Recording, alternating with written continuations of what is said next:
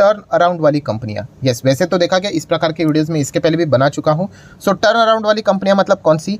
ऐसी कंपनियां जो कि पहले लगातार यहाँ पे घाटा ही कर रही थी, लॉस लॉस लॉस, ठीक है।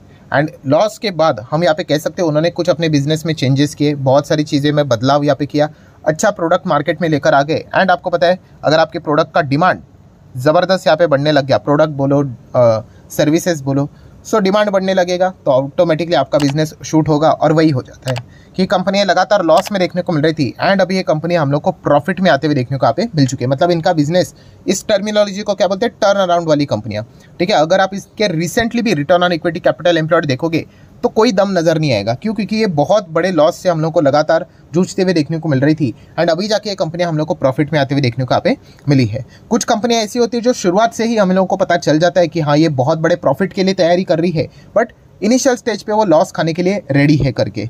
सो ऐसे 3 से 4 कंपनी हम लोग स्टडी करने की कोशिश करेंगे। अगेन कहना चाहूँगा दोस्तों, कोई रिकमेंडेशन यहाँ पे नहीं होता है, ठीक है। तो वीडियो को जस्ट नॉलेज के हिसाब से यहाँ पे देख लेना।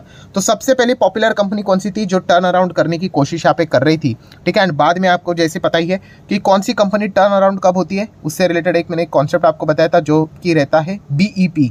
BEP का फुल फॉर्म क्या है? Break even point. Break even point एक ऐसा पॉइंट होता है जहाँ पे company no profit no loss में रहती है। अभी एग्जैक्टली तो नो प्रॉफिट नो लॉस नहीं होता है, बट हम कह सकते हैं कंपनी पहले 100 करोड़ का नुकसान कर रही थी, फिर 50 करोड़ का करने लगे, फिर 40 करोड़, फिर 30 करोड़, फिर समझ में आ रहा है कि कंपनी का घाटा कम हो रहा है एंड ये शायद से प्रॉफिट में आ सकते, फिर जाके 2 करोड़ का ही नुकसान एंड देन कंपनी 5 करोड़ का प्रॉफिट, 50 करोड़ का प्रॉफिट, 100 करोड़ का प्रॉफिट। तो समझ में आ रहा है कि कंपनी पहले नेगेटिविटी के साथ डील कर रही थी, लॉस लॉस लॉस, एंड अभी जाके प्रॉफिट दिखा रही है।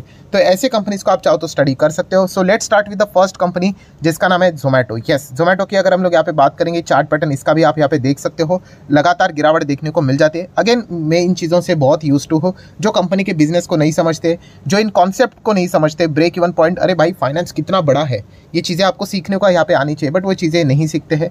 फिर बाद में जब कंपनियाँ भागती है, ठीक है, फिर वो सोचते हैं कि अभी खरीदूं क्या। तो ऐसा नहीं होता है, आपको ये कॉन्सेप्ट समझ में यहाँ पे आना चाहिए। कोई भी कंपनी से हम लोगों का कोई इमोशनल लगाव नहीं होना चाहिए।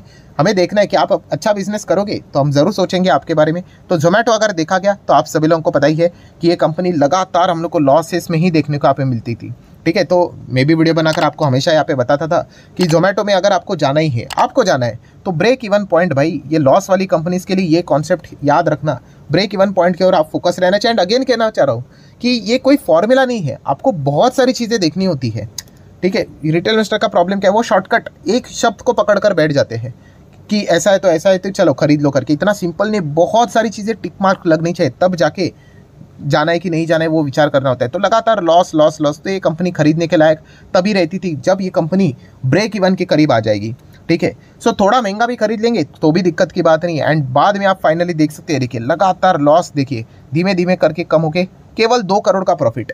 अभी 2 करोड़ का प्रॉफिट क्या सेलिब्रेट करने वाली बात है?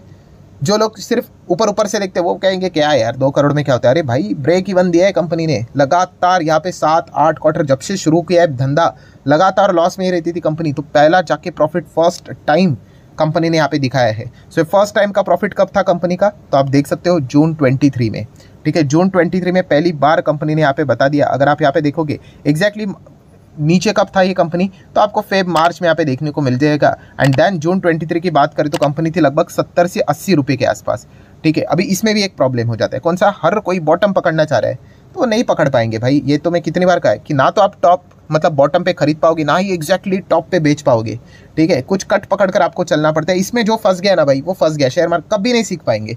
पूरा एनर्जी वहीं पे चला जाता है कि बॉटम पकड़ना है, बॉटम पकड़ना है। ऐसा नहीं होता, आपको वो इंडिकेशन मिलना चाहिए कि कब जाना है करके। सो अगर हम लोग यहाँ पे बात करें दोस्तों, तो इस कंपनी ने 80 रुपये के आसपास यहाँ पे पहला अपना 2 करोड़ का प्रॉफिट दिखाया, जो कि हम कह सकते हैं ब्रेक इवन पॉइंट था, ठीक है। एंड उसके बाद भी ऐसा नहीं होता है कि चलो फॉर्मूला बना लिया, अभी पहली बार हो गया ना प्रॉफिट हो गया ब्रेक इवन खरीदो करके, ऐसा नहीं। वो ओवरऑल स्ट्रक्चर समझना होता है, मैनेजमेंट की कमेंट्री देखनी होती है कि भाई क्या आप आगे भी प्रॉफिट दिखाओगे, वरना ऐसा नहीं कि एक बार दिखा दिया वापस गाड़ी उल्टे रिवर्स गियर में चलने लगी।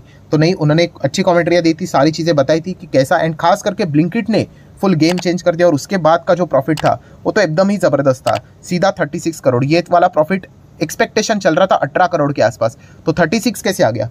ब्लिंकिट ने ज़बरदस्त ग्रोथ दिखा दी एंड इस चीज़ के चलते उनको काफ़ी अच्छा खासा फायदा हम लोग को देखने को यहाँ पे मिला था। रेवेन्यू के टर्म्स में ओवरऑल अगर बात करें और फिर प्रॉफिट कंट्रीब्यूशन अच्छा चल रहा था एंड फिर बाद में तो सेंचुरी यहाँ पे लगा दी।